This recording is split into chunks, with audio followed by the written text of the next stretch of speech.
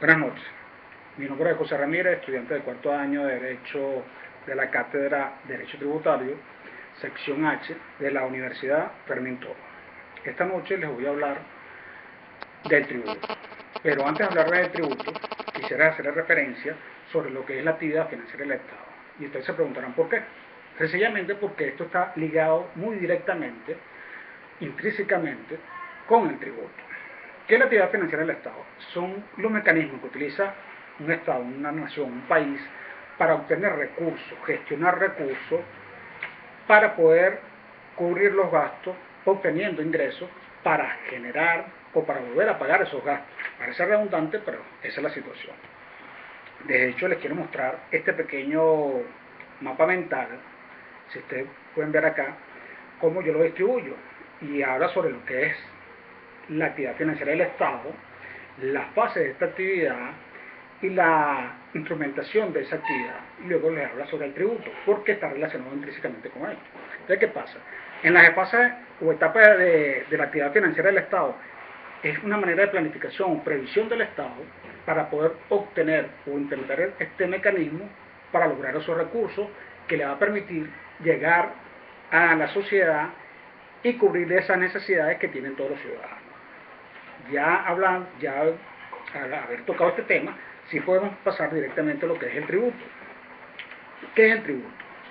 El tributo es una herramienta que, de acuerdo a la Constitución de la República Bolivariana de Venezuela, tiene el Estado como potestad para obtener recursos de sus ciudadanos, porque tiene un hecho imponible, es un hecho o una actividad financiera que les genera riqueza, que les permite tener patrimonio, del cual yo puedo tomar una parte como Estado, como imperio, lo que me lo permite la ley, para lograr cubrir o tapar aquellos huecos fiscales que tiene el Estado porque no genera la suficiente riqueza, para lograr cubrir las necesidades de la sociedad. Puede ser necesidades a nivel de salud, necesidades a nivel de comunicación, de vías de comunicación, de electricidad, en fin, todas las necesidades que se presenten en el Estado o en una sociedad. Ok, esos impuestos o esos tributos se dividen en tres elementos, o hay tres tipos, o tres fases, que son el impuesto como tal, esos tributos, la tasa y las contribuciones. ¿Qué son los impuestos? Podemos hablar entonces que los impuestos son aquella herramienta que utiliza el Estado que le permite retener a los ciudadanos sin darle una contraprestación inmediata recursos financieros a través de esta herramienta de impuestos. ¿Quién le da esa facultad? O sea, ¿de qué elementos jurídicos se basa el Estado para, o con qué herramientas jurídicas utiliza el Estado para poder generar o obtener esas ganancias? Bueno, tiene un decreto ley sobre retenciones del año 1997, de 1808, el Código Orgánico Tributario y tiene la ley de impuestos sobre la renta. Okay. Este impuesto tiene tres características. Una de esas características es que es ex ley, es decir, que es una cualidad de ley, que es una virtud de ley. Esto le dice al Estado que no tiene por qué convenir con la persona que le va a retener, no tiene por qué pactar, no tiene por qué elaborar un contrato donde cada uno de los participantes de ese contrato va a poner unas condiciones. No, es una condición ex ley. El Estado tiene esa potestad en virtud de la ley. La otra condición es que toma en consideración el sujeto generador o el hecho generador de esa ganancia, de ese patrimonio, de donde yo voy a poder tomar ese recurso. Y la tercera cualidad es que toma en consideración al sujeto pasivo y su condición como tal para poder generar la ganancia. Y dependiendo de esa característica que tenga ese sujeto pasivo, es que va a tomar cierta cantidad de esa ganancia. Ok, esos impuestos tienen algunas clases. Esas clases son las siguientes. Son clases subjetivas, son objetivos, periódicos, instantáneos, impuestos directos, impuestos indirectos.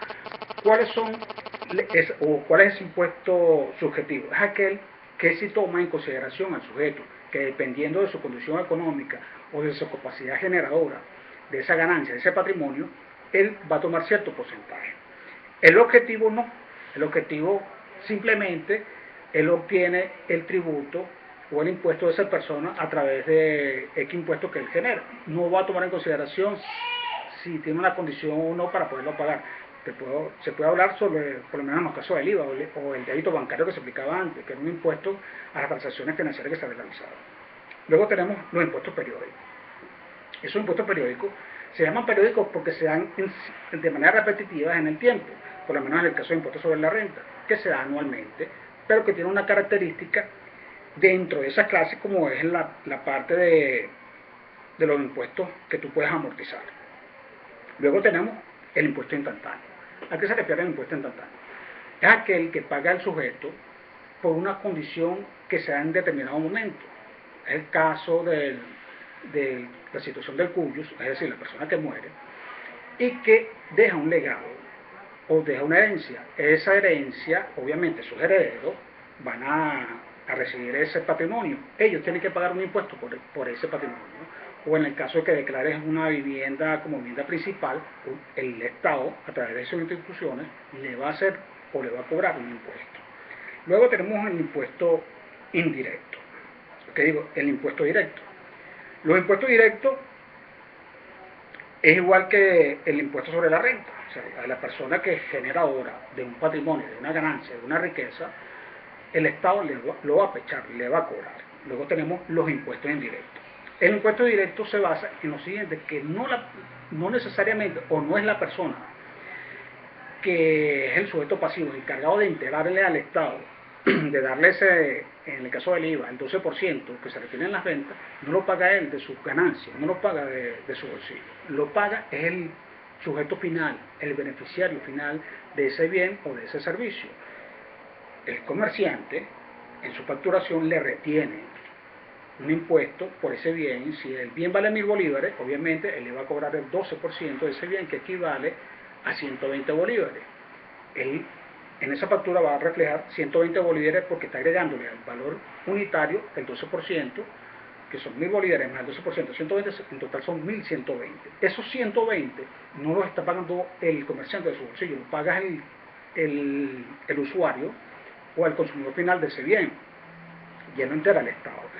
Con una salvedad de que a él también le cobraron impuestos, a ese comerciante, le cobraron muchos impuestos cuando él compró muchos bienes que tenían IVA.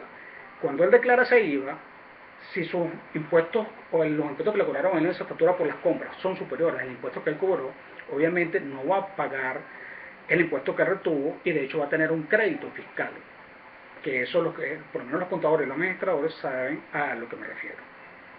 Luego tenemos que ahí en esos impuestos indirectos tenemos lo que son proporcionales, es decir, que todo el mundo o todos pagan de acuerdo a su capacidad, a su ganancia. Eso está dentro de los impuestos indirectos. Y tenemos los impuestos progresivos, que es el que al que paga más, al que gana más o genera más ganancia, obviamente va a pagar más. Y también tenemos los impuestos regresivos en esos impuestos indirectos, que es que el que paga más, en vez de seguir pagando más, va a pagar menos. Pero son condiciones muy atípicas que se dan al momento de aplicar los impuestos. Luego tenemos los efectos económicos. Esos efectos económicos son varios. Hay difusión, amortización, que tiene que ver mucho con el impuesto sobre la renta, incidencia, percusión y transferencia o traslación. La difusión es que esos impuestos se van difuminando, se diluyen dentro de la actividad de la actividad económica del país. Entonces se pueden ver reflejados en una disminución de los ahorros, porque obviamente el comerciante trata de trasladar ese impuesto a otros productos, a esos bienes, que los va encareciendo, y obviamente la persona que requiere del bien o del servicio va a tener menos capacidad adquisitiva, por lo tanto no va a tener cómo ahorrar. Luego tenemos las amortizaciones, que se refiere a que yo puedo ir pagando una deuda de impuestos antes del tiempo que correspondía. Por lo menos en ese impuesto que se pagaba de manera periódica, que es el impuesto sobre la renta, yo a mitad de año puedo estimar, de acuerdo a los ingresos que tuve el año anterior, que mis ingresos de este año van a ser superiores. Entonces, bueno, decido declarar en ese momento y pago adelantado una parte de mis ingresos. Si al final del año yo genero más ingresos, obviamente tendré que pagar otra porción, pero por el contrario, si genero menos ingresos de lo que yo pensaba, voy a tener un crédito fiscal y para las próximas declaración de impuesto sobre la renta, si me toca pagar algo, me van a restar ese crédito que yo tengo ahí como un dinero guardado. Luego tenemos lo que es la incidencia. O sea, ¿quién es el que recibe esa carga fiscal? Por lo general es el ciudadano común, porque al final el IVA, que es uno de los impuestos que más o de los tributos que más se aplica, el que lo termina cancelando o pagando es el contribuyente o el consumidor final. Luego tenemos las transferencias, que es se traslada el impuesto a terceras personas, que es lo que pasa también con el IVA. Y el impacto, bueno, obviamente que incide en la actividad económica de los estados y afecta directamente a los ciudadanos. Si hay muchos impuestos, hay muchos tributos, o si los pocos que hay son demasiado altos, efectivamente afectan al ciudadano, afectan su capacidad económica y ralentizan o ponen lenta la economía, porque el ciudadano común no tiene los ingresos suficientes para ir sufragando todos esos bienes y esas necesidades que se le van presentando. Hablemos ahora de las tasas. Las tasas sí tienen una contraprestación. La tasa se aplica y hay varios tipos de tasas, por lo menos que es una porción pecuniaria que es exigida por el Estado para una contraprestación. Existen varios tipos de tasas, entre esas podemos nombrar las de servicios públicos, que es la que se paga por consumo de electricidad, por consumo de agua, porque me recogen la basura. De hecho hay la tasa aeroportuaria, o sea, cuando uno sale o va a salir del país, uno debe pagar una tasa y a mí me lo retribuyen porque me permiten hacer algunas adquisiciones. Tenemos las tasas judiciales, que son las que se pagan en los tribunales, porque se está realizando, se comienza un proceso penal, porque se comienza un proceso civil, hay que pagar ciertas tasas. Y tenemos las tasas también por lo que se llama tasas de policía administrativa. Es decir, que de repente para yo poder obtener una licencia, yo debo pagar un impuesto, voy al banco, cuando voy a tener mi licencia, deposito a una cuenta bancaria y estoy pagando un impuesto, una tasa que me están pidiendo. Luego hablamos de las contribuciones. ¿Qué son las contribuciones? Las contribuciones también son una especie de tasa o de impuestos. Esas contribuciones se aplican más que todo al área del seguro social, o lo que se llaman impuestos impuestos para fiscales. Es decir, que a mí me lo retienen mis patronos al momento de pagarme mis sueldos y salarios. Ellos me retienen un porcentaje por concepto de paro forzoso, un porcentaje por seguro social, un porcentaje por concepto de FAO, el antiguo LPH, y esas contribuciones se me van a dar de vuelta a mí cuando a mí se me presenten ciertas características. Por lo menos en el caso de paro forzoso, si yo me quedo de manera involuntaria sin mi trabajo y a mí mi patrón me ha retenido y primero me tiene inscrito en el Seguro Social y luego me retuvo y él hizo su respectivo aporte al Seguro Social, ese es un impuesto de cesantía que me permite a mí, mientras yo consiga trabajo, en un lapso prudencial, si el Ministerio de Trabajo no me consigue a través de su dependencia otro trabajo, yo puedo ir al Seguro Social y exigir que se me pague mi paro forzoso, que es un porcentaje que se aplica a los sueldos y a los salarios. Las características de los tributos, ¿cuáles son? Es obligatoria, de acuerdo a lo que yo le dije anteriormente. La base jurídica, aparte de los decretos de retenciones del Código Orgánico Tributario y de la Ley de Impuesto sobre la Renta, tenemos lo siguiente, que es obligatorio porque así lo establece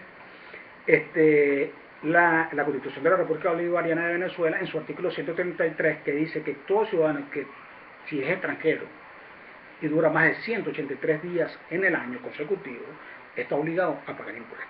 Luego tenemos en ese mismo artículo 133 que se grava una determinada capacidad económica. O sea, si yo genero suficientes ingresos, si yo como persona natural genero más de tengo ingresos superiores a más de ingresos netos de más de 1000 unidades tributarias, yo estoy obligado a declarar y posiblemente a pagar un porcentaje. Si genero ingresos brutos superiores a 1500 unidades tributarias, yo estoy también obligado a declarar y posiblemente a pagar. Eso se va a trasladar luego, dependiendo de mis ingresos, a unas tablas, que son la tasa 1, la tasa 2, o la tabla 1, tabla 2 y la tabla 3, dependiendo si yo hago importaciones y exportaciones. Por lo general, las personas naturales vamos en la tabla 1, y las personas jurídicas, que son las que tienen compañías anónimas, SRL, sociedades anónimas, sociedades en comandita simple, las que ya se conocen, se dan por la tasa 2 o por la tarifa 2, que tienen unos porcentajes y unos sustrayendo. En las personas naturales van desde el 6, 9 y así sucesivamente, y dependiendo de, por lo menos en el caso de las personas naturales, tenemos una cualidad o un beneficio, que podemos hacer un degradamen único si nuestros gastos no sobrepasan ese degradamen único, que son 774 unidades tributarias. Si yo, en el caso actual, que la unidad tributaria está a 107 para la declaración de impuestos sobre la renta, eleva eso aproximadamente a más de 82.000 bolívares los gastos que yo puedo descontar de mis ingresos. Si mis ingresos normales, que son por impuestos por maternidad, seguro de maternidad, o prima de maternidad, de odontología, de educación, de alquiler de vivienda o de construcción, no superan las 774 unidades tributarias, prefiero irme por la unidad tributaria, pero eso es solamente para las personas naturales, porque la persona jurídica no tiene ese beneficio.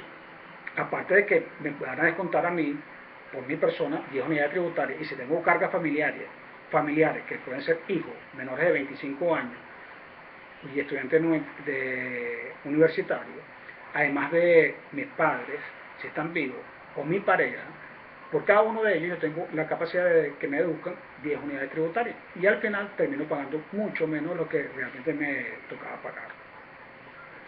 Espero que toda esta información que les he brindado les haya sido de su beneficio, y que sepan que la información, la declaración de impuestos, de tributos, toda esa información se hace a través de portales del portal de CENIA, y que ya no es necesario que usted lo haga por escrito o que busque necesariamente a un contador. Bueno, si no conoce la página, obviamente tiene que buscarse un contador, igual tiene que cesar a esa persona. Pero si usted maneja los conceptos de impuestos sobre la renta, los conceptos de ingresos y los conceptos de gasto, obviamente se le hará fácil hacer su declaración. Muchas gracias.